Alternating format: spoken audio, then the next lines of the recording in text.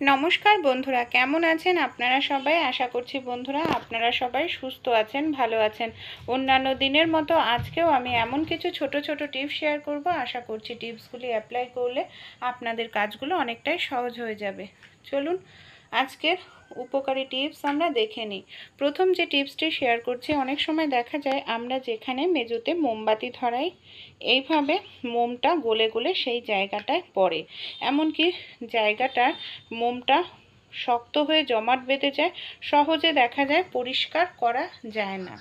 তাই বন্ধুরা, কিভাবে এটাকে আমরা কোনো রকম ঘষাঘষি ছাড়াই পরিষ্কার করতে পারবো চলুন দেখেন। এখানে আমি একটি আয়রন গরম করে নিয়েছি, মানে ইস্ত্রি গরম করে নিয়েছি, আর একটি পিস্টা নিয়ে নিয়েছি। এইভাবে আয়রনটা গরম করে একটু ঘষবেন, দেখবেন পিস্টার মধ্যে যে আপনাদের মোমটা মেঝেতে লেগেছে, সেই লেগে যাওয়া মোমটা খুব সহজে এই দেখুন গলে পিস্টায় লেগে যাচ্ছে। এমনকি আপনাদের মেঝোটাও পরিষ্কার হয়ে যাবে, আর মেঝোটা ঘষে ঘষে পরিষ্কার করার কোনো রকম প্রয়োজন পড়বে না। ভালো লাগলে অবশ্যই টিপসটি আপনারাও ট্রাই করে দেখবেন। চলুন পরের টিপসটি আমরা দেখে নিই। অনেক সময় দেখা যায় রান্নাবাড়ি করতে গেলে বা বেখেয়ালে এইভাবে আমাদের হাত থেকে তেল পড়ে যায়, সে মেঝোতেই হোক বা যে কোনো জায়গায়।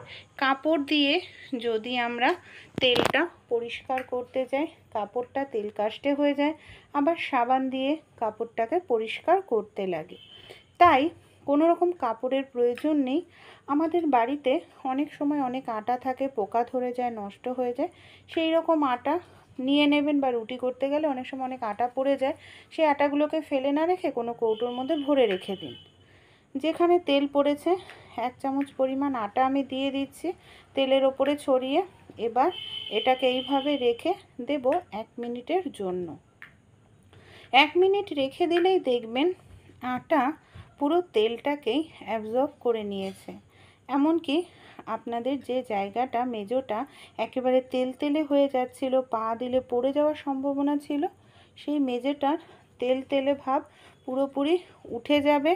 এমনকি কোনো রকম কাপড় দিয়ে আপনাদের মোছার প্রয়োজন পড়বে না। এই দেখুন, আটাটা দেখেই বুঝতে পারছেন কতটা সুন্দরভাবে মেঝোটা এখানে পরিষ্কার হয়ে গেছে। ভালো লাগলে ট্রাই করে দেখবেন। পরের যে টিপসটি শেয়ার করব, এই ধরনের শ্যাম্পুর পাতা আমরা কম বেশি প্রত্যেকেই ব্যবহার করে থাকি।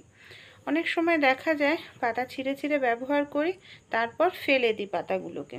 শ্যাম্পুর খালি পাতা ভুলেও ফেলবেন না। একটি পাত্রের মধ্যে জল নিয়ে নিন, জলের মধ্যে শ্যাম্পুর পাতা দিয়ে খুব ভালো করে পাতাগুলোকে এইভাবে কষলে নিন। দেখবেন পাতার গায়েও বেশ কিছুটা শ্যাম্পু না থাকে। এইভাবে কষলে নিলে সেই শ্যাম্পুগুলো খুব সহজেই কিন্তু বের হয়ে যাবে। তারপর এই জলটাকে আপনারা এখানে কাজে লাগাতে পারবেন। কি কাজে লাগাবো? রুমাল কিংবা অনেক ভালো ভালো জামা কাপড় থাকে, এই শ্যাম্পুর জলে ভিজিয়ে ধুয়ে নিন। দেখবেন জামা কাপড় থেকে খুব সুন্দর, রুমাল থেকে গন্ধ বের হবে। তাই ফেলে না দিয়ে এইভাবে আপনারা অ্যাপ্লাই করে দেখতে পারেন। চলুন পরের টিপসটি দেখে নিই।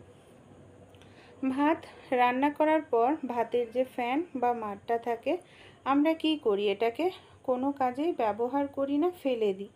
তাই ভাতের মাড় বা ফ্যান ফেলে না দিয়ে আমরা ব্যবহার করতে পারি জামা কাপড়ে মাড় দেওয়ার জন্য। হ্যাঁ, অনেক জামা কাপড় সুতির থাকে, আমরা মাড় দিই শাড়িতে, চুড়িদারে, দেখা যায় অ্যারারুট বা সাবু দিয়ে।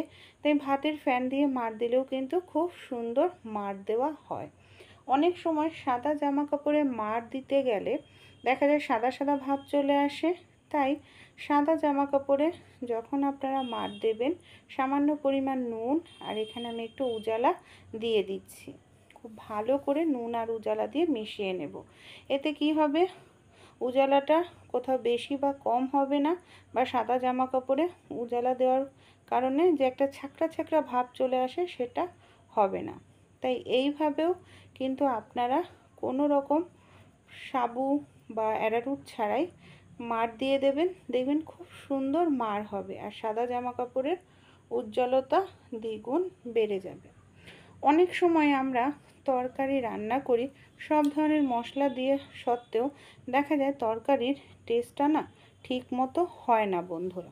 তাই কি করবেন যাতে তরকারির টেস্টটা খুব ভালো হয়, এর জন্য তরকারিতে ছোট্ট একটি কাজ করুন, এর টেস্ট দ্বিগুণ বেড়ে যাবে।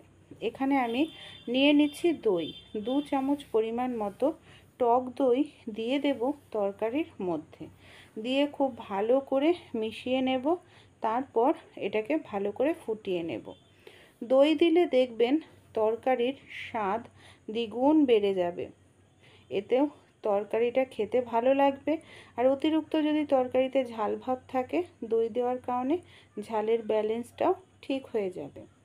অনেক সময় আমরা শুকনো লঙ্কার তরকারি খাই কালারের জন্য, কিন্তু দেখা যায় গ্যাস অম্বল হয় কিংবা গলাপুক জ্বালা করে, লঙ্কাটাও পেস্ট করতে অনেকটা সময় লাগে।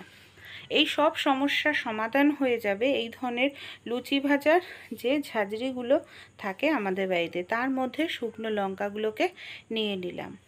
আমরা যখন ভাত রান্না করি না, ভাতের ওপর একটি বাষ্প উঠতে থাকে, তাই লঙ্কাগুলোকে এইভাবে গরম ভাপের ওপর রাখলে কি হবে, বেশি না 30 থেকে 40 সেকেন্ড রাখুন, দেখবে লঙ্কাগুলো নরম হয়ে যাবে। শুকনো লঙ্কা খেলে যে গ্যাস অম্বলের সমস্যা সেটা হবে না, লঙ্কাটা খুব সুন্দরভাবে পেস্ট হবে। এখানে আমি একটি টমেটোও দিয়ে দিয়েছি এর ওপরে। এইভাবে যদি হালকা একটু ভাপিয়ে নেওয়া যায় তাহলে কিন্তু তরকারির কালারটাও খুব সুন্দর হয়। আর মশলা করলে অনেকটা সময় লাগে না, খুব দ্রুত মশলা হয়ে যায়। আর কোনো রকম মশলার মধ্যে বড় বড় টুকরো বা দানাভাব থাকে না। এই দেখুন লঙ্কাগুলোর সঙ্গে এখানে আমি যে টমেটোটা নিয়েছি সেই টমেটোটাকেও কিন্তু হালকা করে একটু গরম ভাপ দিয়ে নিলাম। এবার আমি এই মশলাগুলোকে আপনাদের পেস্ট করে দেখাবো যে কতটা সুন্দর পেস্ট হয় আর কালারটাও কত সুন্দর হয়। এইভাবে আপনারা একবার মশলা করে দেখবেন, খুব সুন্দর মশলা হবে বন্ধুরা। কোনো রকম মশলার মধ্যে দানা দানা বা টুকরো ভাব কিন্তু থাকবে না। চলুন পরবর্তী যে টিপসটি আছে সেই টিপসটি আমরা দেখে নিই। চিংড়ি মাছ কম বেশি আমরা প্রত্যেকেই খেয়ে থাকি, কিন্তু চিংড়ি মাছ অনেকেরই গ্যাস অম্বল হয়, এমনকি হজম হতে চায় না। তাই চিংড়ি মাছ যখন আপনারা খোসা ছাড়াবেন, কাটবেন, এই ছোট্ট কাজটি অবশ্যই আপনারা এখানে করবেন। দেখুন চিংড়ি মাছটা খোসা ছাড়িয়ে নিলাম। চিংড়ি মাছের পিঠের ওপরে এখানে একটি পেরেক নিয়ে নিয়েছি। জং ধরা পেরেক নেবেন না, পরিষ্কার পেরেক। দেখবেন একটি কালো মতো সুতোর মতো অংশ থাকে, এই যে এটা কিন্তু সহজে হজম হতে চায় না বন্ধুরা, যার কারণে আমাদের অনেক সময় পেট খারাপ করে। তাই যখনই আপনারা চিংড়ি মাছ কাটবেন এই অংশটাকে অবশ্যই আপনারা বাদ দিয়ে দেবেন, তাহলে দেখবেন চিংড়ি মাছ খেলে আপনাদের গ্যাস অম্বল হবে না, এমনকি হজমও ঠিকঠাক হবে। আর এইভাবে একটি পেরেক দিয়ে যদি এই অংশটাকে আমরা বাদ দিই খুব দ্রুত, এই দেখুন এই যে সুতোর মতো এই অংশটা, এটাকে কিন্তু অবশ্যই ফেলে দেওয়ার চেষ্টা করবেন। চলুন তাহলে পরবর্তী যে টিপসটি আছে আমরা দেখে নিই। অনেক সময় দেখা যায় মাছ কাটতে অনেকটা সময় লেগে যায়, এই ধরনের মাছগুলোর আঁশগুলো খুব ছোট ছোট থাকে। তাই খুব দ্রুত মাছের আঁশ ছাড়িয়ে নিতে পারবেন, একটি গ্রেটার নিয়ে নিন। একটি গ্রেটার দিয়ে এইভাবে দেখুন মাছটাকে একটু ঘষতে থাকুন, উল্টো দিক করে ঘষবেন, দেখবেন মাছের যে আঁশ আছে সেই আঁশটাকে আপনারা খুব দ্রুত ছাড়িয়ে নিতে পারবেন। কোনো রকম ছুরি কিংবা কাঁচি বটির প্রয়োজন পড়বে না মাছ ছাড়ানোর জন্য। কত সহজেই এখানে আমি মাছটাকে গ্রেটারের সাহায্যে পরিষ্কার করে নিলাম। এবার মাছ কাটার জন্য এখানে আমি ব্যবহার করব একটি কাঁচি।